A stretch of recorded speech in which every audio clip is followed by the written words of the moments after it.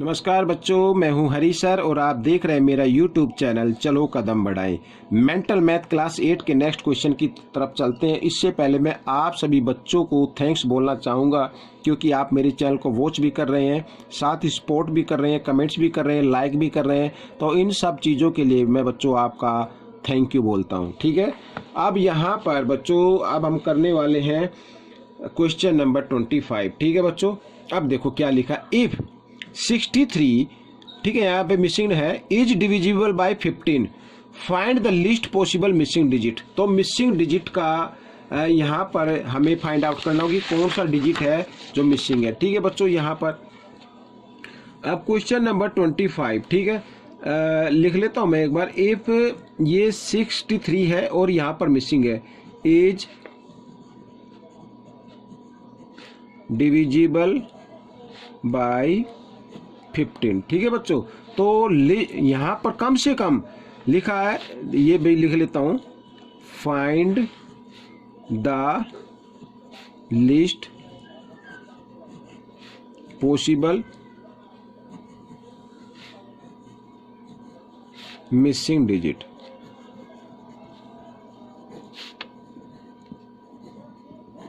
ठीक है, possible missing digit. अब बच्चों देखो, वो नंबर यहाँ पर ये मैं लिख लेता हूँ, वो नंबर 15 से डिविजिबल होगा जो 3 से भी डिविजिबल होता है और 5 से भी होता है। अब यहाँ पर देखो बच्चों, ये 6 और 3, ये 3 से तो डिविजिबल है क्योंकि इनका सम 9 आ रहा है, 9 3 का मल्टीपल्स है, लेकिन यहाँ पर मिसिंग डिजिट। और 5 से डिविजिबल होगा बच्चों अगर यहाँ पर हम 0 लगा दें, तो तब ये नंबर क्या हो जाएगा, 5 से डिविजिबल हो जाएगा। 3 से तो है ही, 5 से भी हो गया। अब जब 3 से भी हो गया, 5 से भी हो गया, दैट मीन्स ये 15 से भी डिविजिबल होगा। ठीक है बच्चों, तो मिसिंग डिजिट हम यहाँ पर लिख लेते हैं, द मिसिंग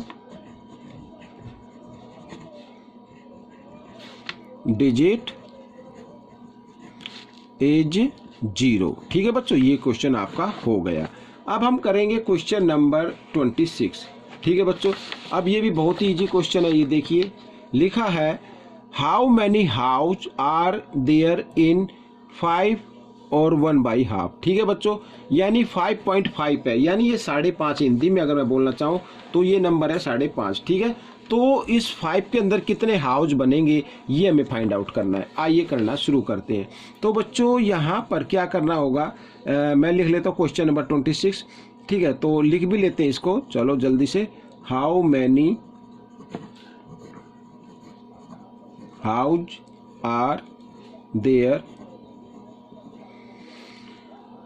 इन 5 और 1/2। ठीक है, ये इस तरीके से, तो 5.5 या 5 1/2 इस तरीके से। तो इस हाफ को तो छोड़ दो, इस 5 को, तो हमें कितने हाफ होंगे, तो इसको हाफ से ही क्या कर देते हैं, डिवाइड कर देते हैं। तो 5 डिवाइड हाफ इस तरीके से। ठीक है बच्चों, यहाँ से अब हम देखो क्या करना है, 5 डिवाइड के साइन को मल्टीप्लाई में चेंज करना है और नेक्स्ट नंबर का रेसिप्रोकल कर देना है। तो नीचे 1 आएगा, नीचे 1 की कोई वैल्यू होती नहीं, 5 2 10। ठीक है, 10 हो गया, 10 ये हो गए, 10 हाफ ये हो गए और 1 हाफ ये है। ठीक है, तो टोटल कितने हाफ हो गए, 11। तो बच्चों ये आपका आंसर आ गया। ठीक है, अब हम करेंगे क्वेश्चन नंबर 27। रीड कर लेते हैं। देखो, find the list possible missing digit if, ठीक है, यहाँ पर ये नंबर लिखा हुआ है, इज डिविजिबल बाई 8। अगर ये 8 से डिविजिबल है तो हमें इसमें मिसिंग डिजिट फाइंड आउट करना है। ठीक है बच्चों, आइए करना शुरू करते हैं। तो मैं पहले लिख लेता हूँ डिजिट को, यहाँ पर क्वेश्चन नंबर 27 कर लेते हैं। और हमारा जो डिजिट है बच्चों वो है 81972 और यहाँ पर मिसिंग डिजिट है फिर है 6। ठीक है, इज, यहाँ पर मैं लिख देता हूँ डिविजिबल बाय 8। अब 8 के लिए बच्चों आप एक चीज याद कीजिए, लास्ट के 3 डिजिट, ठीक है, लास्ट के 3 डिजिट ये हैं, ये 8 के मल्टीपल्स होना चाहिए, मीन्स 8 से कंप्लीट डिवाइड होना चाहिए। ठीक है, अब यहाँ पर 1 प्लेस पर आ गया 6। अब हम कैसे निकालेंगे 6? अब 6 आया तो कौन सा डिजिट यहाँ आएगा। अब बच्चों मैं आपको बताता हूँ, अब आप 8 की टेबल काउंट कीजिए इस तरीके से,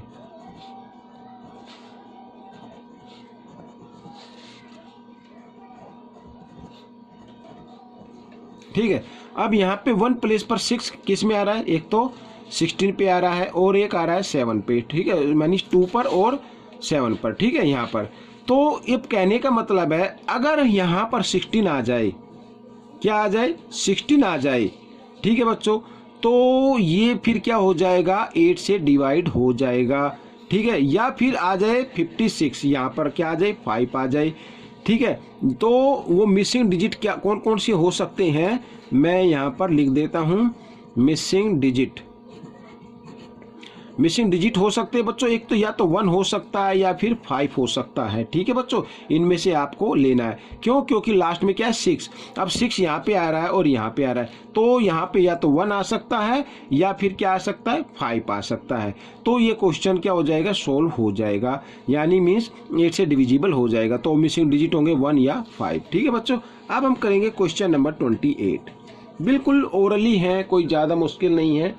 तो 28 के अंदर अब देखो लिखा है बच्चों, यहाँ पर रीड कर लेते हैं पहले, आइए मैं आपको दिखा देता हूँ।